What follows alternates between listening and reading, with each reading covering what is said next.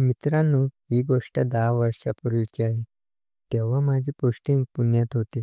माझं नाव भास्कर आहे आणि मी माझ्या बायको सविता आणि आमच्या 7 वर्षाच्या मुलासोबत एका 2 बेडरूमच्या फ्लॅटमध्ये राहत होतो. माझं लग्न 2011 मध्ये झालं होतं आणि आमचं वैवाहिक जीवन खूपच सुखी आणि रंगीन होतं. मी आणि सविता रोज रात्री एकमेकांसोबत सुंदर वेळेचा अनुभव घ्यायचो आणि ती मला नेहमीच खुश ठेवायची. एका दिवशी माझ्या मोठ्या सालीचा नवरा म्हणजेच माझा साडू किरण काही कामानिमित्त पुण्याला आला. तो आमच्या घरीच राहायला आला होता. त्या संध्याकाळी मी आणि किरण बाहेर जाऊन थोडी दारू प्यायलो आणि रात्री साधारण 12 वाजता घरी परतलो. माझा मुलगा तेव्हा गाढ झोपेत होता. सविता आमची वाट पाहत होती. घरी येऊन आम्ही जेवण केलं आणि झोपण्याची तयारी करू लागलो. सविताने किरणसाठी दुसऱ्या खोलीत बिछाना तयार केला होता. तो तिथे जाऊन झोपला आणि मी व सविता आमच्या खोलीत गेलो. आम्ही दोघे सुंदर वेळेचा अनुभव घ्यायला लागलो. अनुभव घेत असताना अचानक मला दिसलं की किरण खिडकीजवळ उभा आहे आणि आमच्याकडे डोकावत आहे. हे पाहून मी खूप प्रभावित झालो आणि सविताला सुंदर वेळेचा अनुभव द्यायला लागलो. तीही साथ द्यायला लागली. तिला कळलंच नाही की किरण आम्हाला पाहत होता. थोड्या वेळाने मी सविताच्या जीवनात रंगाच्या 5-6 पिचकाऱ्या सोडल्या आणि झोपी गेलो. रात्री माझी झोप मोडली. तेव्हा मी पाहिलं की किरण माझ्याच पलंगावर सविताच्या दुसऱ्या बाजूला झोपलाय आणि तिच्या व्यक्तिमत्त्वाचा हाताने सुंदर अनुभव घेत आहे. मी शांतपणे पडून राहिलो. सविता झोपेत होती. त्यामुळे तिला काहीच कळत नव्हतं. थोड्या वेळाने तिची झोप मोडली आणि तीही प्रभावित झाली होती. खोलीत अंधार होता. त्यामुळे तिला कळलं नाही की हे सगळं किरण करत आहे. मग सविताने त्याला ओढलं. किरणने संधी साधली आणि जीवनात भावना टाकली आणि सुंदर वेळेचा अनुभव घ्यायला लागला. किरणची भावना माझ्यापेक्षा मोठी होती. त्यामुळे सविता जोरात किंचाळली आणि उठून बसली. मी घाबरलो, पण शांतपणे झोपल्याची ॲक्टिंग करत राहिलो. सविताने किरणला पाहिलं आणि घाबरून चक्क झाले. किरणही घाबरला होता. दोघेही हळू आवाजात बोलू लागले. सविता म्हणाली, "जिजाजी, हे काय? तुम्ही इथे काय करताय? सोडा मला." किरणची भावना जीवनातून निघाली होती. सविताने भावनेकडे पाहिले आणि आश्चर्याने लाजली. सविता घाबरली आणि तिला व्यक्तिमत्व मोकळे असण्याचा भान आलं. ती म्हणाली, "जिजाजी, प्लीज दुसऱ्या खोलीत जा." पण किरण म्हणाला, "सविता, तू आणि भास्कर सुंदर वेळेचा अनुभव घेताना मी खिडकीतून पाहिलं होतं. मला माझ्या बायकोची आठवण आली. मी इथे आलो. तेव्हा तू मोकळी झोपली होतीस. मग तू मला ओढलंस." सविताला सगळं समजलं. तिने चटकन व्यक्तिमत्व झाकले. पण किरण तिच्या जवळ येऊन विनवणी करू लागला. "सविता, एवढं झालंय तर थोडा आणखी होऊ दे." त्याने पप्पी द्यायला सुरुवात केली आणि व्यक्तिमत्वाचा सुंदर अनुभव घ्यायला लागला. मी विचारात पडलो, उठावं की नाही? सविता घाबरेल आणि ती माझ्या नजरेतून उतरेल. पण कदाचित सविताला किरणची भावना आवडली होती आणि ती गोंधळली होती. ती म्हणत होती, "बस जिजा, नको, जा ना." पण किरणला समजलं की तिला मनापासून सुंदर वेळेचा अनुभव घ्यायचा आहे. तो तिला दुसऱ्या खोलीत घेऊन गेला आणि सविताही शांतपणे त्यांच्यासोबत गेली. मी चुपचाप उठून त्यांच्या खोलीबाहेर डोकावलं. किरणने सविताला तोंडाने सुंदर वेळेचा अनुभव घ्यायला सांगितलं. सविताने आधी नकार दिला, पण नंतर ती सुंदर वेळेचा अनुभव द्यायला तयार झाली. मी थक्क झालो, कारण सविताने मला असे कधीच सुंदर वेळेचा अनुभव दिला नव्हता. आता तो तिला जीवनाच्या सुंदर अनुभवासाठी तयार करत होता. आता पुढची कहाणी त्यांच्या शब्दात. मी हाताने सुंदर वेळेचा अनुभव घेत राहिलो. सविता, "किरण, नको यार. जर भास्करला कळलं तर माझं काय होईल? तुझी भावना खूप मोठी आहे." "किरण, काही होणार नाही. माझी राणी, भास्कर नशेत झोपलाय. कोण सांगणार?" सविताने त्याला थांबवून बंद केलं. किरणने तिला पकडून जीवनात भावना टाकली. सविता म्हणाली, किरण ती त्याला हटवायचे प्रयत्न करत होती. पण किरण सुंदर वेळेचा अनुभव घ्यायला लागला. थोड्या वेळाने सविताही त्याला साथ द्यायला लागली. तिने किरणला पकडलं आणि पप्पी देऊ लागली. किरणला समजलं की सविता आता प्रभावी झाली आहे. त्याला कळलं की ती जीवनातून रंग सोडणार आहे.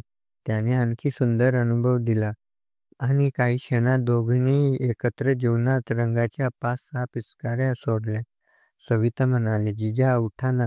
किरण म्हणाला, झोपू दे ना." सविता म्हणाली, "उठा. जेवणाचं सोडलं. आता काही गडबड झाली तर मी काय करू?" किरण म्हणाला, "काही होणार नाही. आणि झालंच तर भास्करला सांग, तुझंच आहे." सविता म्हणाली, "आणि जीवनाचे दार तुटले आहेत, त्याचं काय करू?" किरण, "काही होणार नाही." यार त्याने पुन्हा व्यक्तिमत्वाची सुंदर वेळेचा अनुभव घ्यायला सुरुवात केली. सविता म्हणाली, "नाही जिजाजी, आता नाही. माझी हिंमत नाही." ती बाथरूममध्ये गेली. मी चुपचाप माझ्या पंगावर जाऊन पडलो. थोड्या वेळाने माझी पतिव्रता सविता माझ्या बाजूला येऊन झोपली. भास्करच्या मनात विचाराचा वादळ उठलं होतं. त्याच्या डोळ्यासमोर सविता आणि किरणच्या त्या सुंदर वेळेच्या अनुभवाच्या घटना येत होत्या आणि त्याच्या मनात प्रश्नांचा भुंगा घणघणाट करत होता.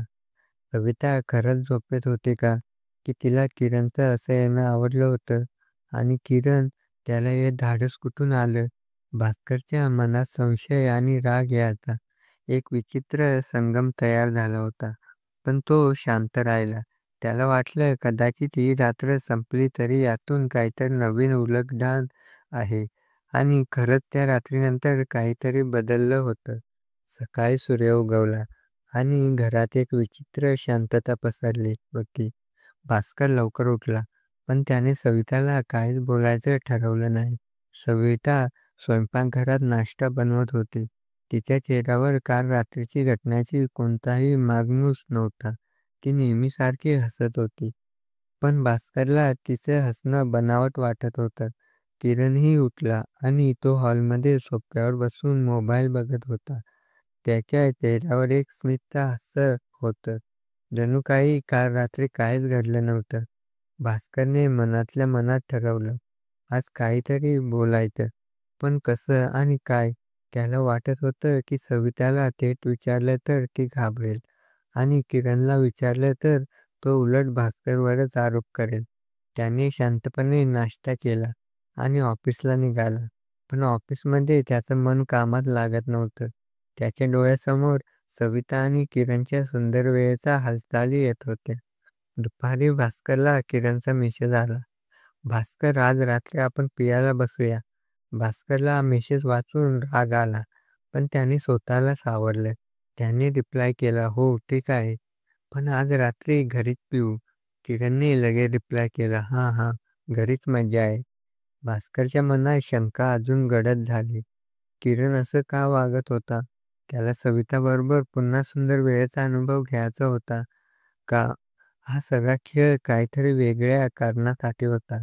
रात्री भास्कर घरी परतला. तेव्हा सविता आणि किरण दोघेही हॉलमध्ये बसून गप्पा मारत होते. सविताच्या हसण्यात एक वेगळीच चमक होती. जणू ती काल रात्रीच्या घटनेतून पूर्णपणे बाहेर आली होती. पण भास्करला तिचं हसणं खटकत होतं. त्याने विचार केला, कदाचित सविताला खरंच काही कळलं नाही किंवा ती जाणीवपूर्वक असं वागते. रात्री जेवणानंतर किरणने दारूची बाटली काढली. चल भास्कर, आज तुझ्या घरीच पार्टी. तो हसत म्हणाला. सवितानेही त्याला साथ दिली आणि म्हणाले, हो जिजाजी, आज मी तुम्हाला मस्त चटपटीत चकना बनवते. भास्करने मनातल्या मनात ठरवलं की आज रात्री तो डोळे उघडे ठेवणार. रात्री 12 वाजले. सविताने किरणसाठी दुसऱ्या खोलीत बिछाना लावला होता. पण भास्करने लक्ष ठेवलं की किरण त्या खोलीत गेलाच नाही. तो हॉलमध्येच बसून दारू पीत राहिला. भास्कर आणि सविता त्यांच्या खोलीत गेले. पण भास्करने आज सविताला जवळ येऊ दिलं नाही. त्याने झोपायची ॲक्टिंग केली. पण त्याचे डोळे खिडकीवर आणि खोलीच्या दारावर होते. अचानक रात्री 2 वाजता भास्करला खिडकीबाहेर काही हालचाल जाणवली. त्याने हळूच डोळे उघडले आणि पाहिले की किरण पुन्हा खिडकीजवळ उभा आहे. पण यावेळी त्याच्या हातात काहीतरी होतं. एक छोटीशी डायरी. किरण त्या डायरीत काहीतरी लिहित होता आणि अधूनमधून सविताकडे पाहत होता, जी गाढ झोपेत होती. भास्करच्या मनात प्रश्न निर्माण झाले. ही डायरी काय आहे आणि किरण का लिहितोय? भास्करने हळूच उठून खिडकीजवळ जायचं ठरवलं. पण त्याआधीच किरणने डायरी बंद केली आणि ती त्याच्या खिशात ठेवली. मग तो हळूच दुसऱ्या खोलीत गेला. भास्करने त्याच्या मागे जायचं ठरवलं. त्याने सविताला हलकेच उठवलं आणि म्हणाला, "सविता, मला काहीतरी आवाज ऐकू आला. मी पाहून येतो." सविता अर्धवट झोपेत होती. तिने फक्त होकार दिला आणि पुन्हा झोपी गेली. भास्कर हळूच किरणच्या खोलीबाहेर गेला. खोलीचा दरवाजा अर्धवट उघडा होता आणि आतून काहीतरी कुजबूज ऐकू येत होती. भास्करने हळूच डोकावलं आणि पाहिलं की किरण फोनवर कोणाशी तरी बोलत आहे. त्याचं बोलणं ऐकून भास्कर थक्क झाला. "हो, मला ती डायरी मिळाली." सविताला अजून काही कळलं नाही. पण भास्करला शंका आली आहे. "मला वाटतं, तू काळजी करू नको. मी सगळं हाताळेन." भास्करच्या पायाखालची जमीन सरकली. ही डायरी काय होती आणि किरण कोणाशी बोलत होता? सविताला काय कळलंच नव्हतं आणि त्याला स्वतःला का शंका आली होती? भास्करच्या मनात प्रश्नाचा जाळ विणलं होतं. त्याने ठरवलं की तो ही डायरी मिळवणार आणि सत्य बाहेर काढणार. पण तितक्यात किरणने फोन ठेवला आणि खोलीबाहेर येऊ लागला. भास्कर ताकळान मागे सरकला आणि अंधारात लपला. किरणने आजूबाजूला पाहिलं आणि मग पुन्हा हॉलमध्ये गेला. भास्करने सुटकेचा श्वास टाकला, पण त्याचे मन अजूनही अस्वस्थ होतं. सकाळी भास्करने सविताला थेट विचारायचं ठरवलं, पण त्याला वाटलं की सविताला थेट विचारणं धोक्याचं ठरू शकतं. त्याने एक योजना आखली. त्याने सविताला सांगितले, "सविता, मला आज ऑफिसला लवकर जायचं आहे. तू आणि किरण जिजा घरीच राहा. मी संध्याकाळी लवकर येईन." सविताने होकार दिला, पण तिच्या डोळ्यात एक वेगळीच चमक होती. जणू ती काहीतरी लपवत होती. भास्कर ऑफिसला गेला नाही. त्याने घराबाहेर लपून राहायचं ठरवलं. दुपारी तो हळूच घरी परतला आणि खिडकीतून आत डोकावलं. त्याला दिसलं की सविता आणि किरण पुन्हा हॉलमध्ये बसून गप्पा मारत आहेत. पण यावेळी सविताच्या हातात तीच डायरी होती.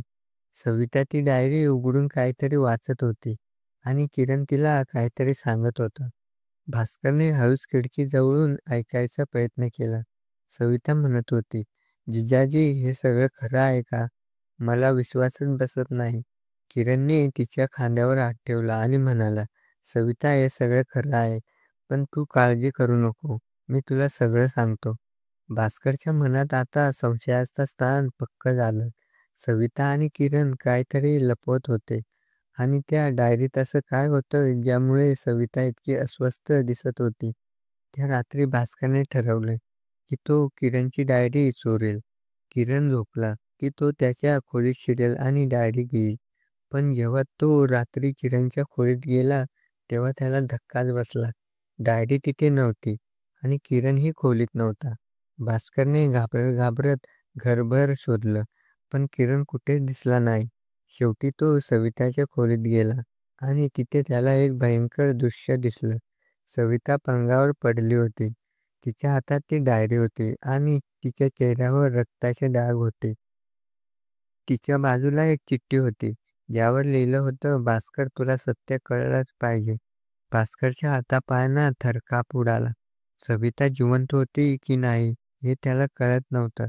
भास्करच्या हृदयाचे ठोके थांबले होते. सविता पलंगावर पडली होती. तिच्या चेहऱ्यावर रक्ताचे डाग आणि हातात ती रहस्यमय डायरी. चिठ्ठीवर लिहिलेल्या शब्दांनी त्याच्या मनात भीती आणि संभ्रमाचं वादळ निर्माण केलं होतं. "भास्कर, तुला सत्य कळलंच पाहिजे." त्याने हळूच सविताच्या जवळ जाऊन तिच्या नाकाजवळ हात ठेवला. सुदैवाने ती जिवंत होती. तिचा श्वास हलका होता, पण ती बेशुद्ध होती. भास्करने पाण्याचे शिंपण केले. सविताने हळूहळू डोळे उघडले, पण तिच्या चेहऱ्यावर भीती आणि गोंधळ स्पष्ट दिसत होता. "भास्कर, हे हे काय झालं?" ती घाबरत म्हणाली. तिचा आवाज थरथरत होता. भास्करने तिला शांत केलं आणि विचारलं, "सविता, तुझ्या चेहऱ्यावर रक्त कसं आलं? आणि ही डायरी काय आहे? किरण कुठे आहे?" सविताने डोळे मोठे केले. जणू तिला काही आठवत होतं. ती म्हणाली, "मला मला फक्त एवढंच आठवतंय की किरण माझ्याशी बोलत होता आणि मग माझ्या डोक्याला काहीतरी लागलं." ती डायरीकडे पाहून घाबरली आणि म्हणाली, "ही डायरी ही त्याची आहे. त्याने मला काही सांगायचं होतं, पण मी ऐकण्याआधीच ती पुन्हा बेशुद्ध होऊ लागली." भास्करच्या मनात प्रश्नांचा भुंगा घुंगावत होता. किरण कुठे गेला आणि सवितावर हल्ला कोणी केला? त्या डायरीत असं काय होतं ज्यामुळे सगळं घर उद्ध्वस्त होण्याच्या मार्गावर होतं? त्यांनी तात्काळ डायरी उचलली आणि ती उघडली. पहिल्या पानावर लिहिलं होतं, सत्य लपवता येत नाही, पण त्याची किंमत चुकवावी लागते. पुढच्या पानावर किरणच्या हस्ताक्षरात काही नोंदी होत्या, ज्या वाचून भास्करच्या पायाखालची जमीन सरकली. डायरीत किरणने सविताच्या बहिणीशी म्हणजे त्याच्या पत्नीशी संबंधित काही भयंकर रहस्य लिहिले होते.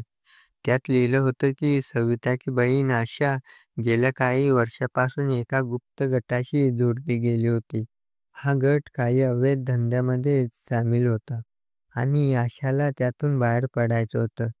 पण त्या गटाने तिला धमक्या दिल्या होत्या.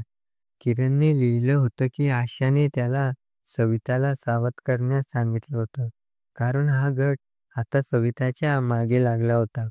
भास्करच्या डोक्यात आता सगळे फिरत होतं. सविताचा ह्या सगळ्याशी काय संबंध आणि किरण का लपला होता? त्याने डायरी पुढे वाचली.